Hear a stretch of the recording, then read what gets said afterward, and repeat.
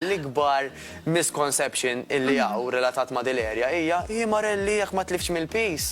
Mela sinjal li ma nqasx, fil-verità nistgħu nġibu eżempji ta' persuni illi għavolja jibqgħu l-istess pis, jew anzi jitilgħu id-dera tagħhom tkun kompletament differenti. Ovvjament hemm il-muscle, ma nifhimx ħafna jiena, ma nimmaġina li ovvjament tibda taħdem tibni muscle. Ekku, fil-fatt kilogram ta' muscle ikkumparat mal-volum ta' xaħam, għavolja tnejjiżnu kilo, il-muscle ikun ħafna iżgħar minn dak l-ammont ta' xaħam, ġifieri biex titla' kilo ta' muscle huwa faċli ħafna. Il-floor manager qed jinteressa ruħu fil-fitness għax qed nisimgħu joqgħod attent ħafna dwar x'aħna ngħidu. Tajjeb.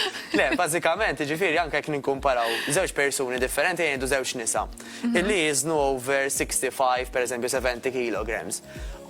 L-ewwel l-impressjoni tkun il-Marelli dik over 65 mela min jaf kif tidher. U ġieli nuri lill-ħbib tiegħi pereżempju ngħidilha Mara dini over 65. Jgħidu dik Beyoncé. Jgħidu kif jista' jkun għandek iktar minn 65. Iva, għax kif qed nitkellmu. Ix-shape ta' Beyoncé pereżempju huwa shape immuskulat, shape sabiħ.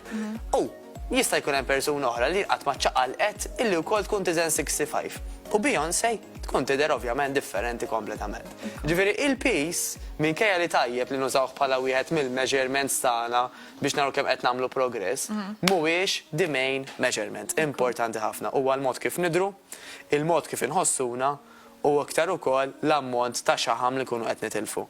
Ma rridx nidħol ħafna dettalji llum għadna l-ewwel darba, però hemm metodi wkoll biex dak li jkun jiċċekkja l-ammont ta' xaħam illi qed jitlef kemm beda bih ovvjament u gradwalment kemm ikun qed jitlef.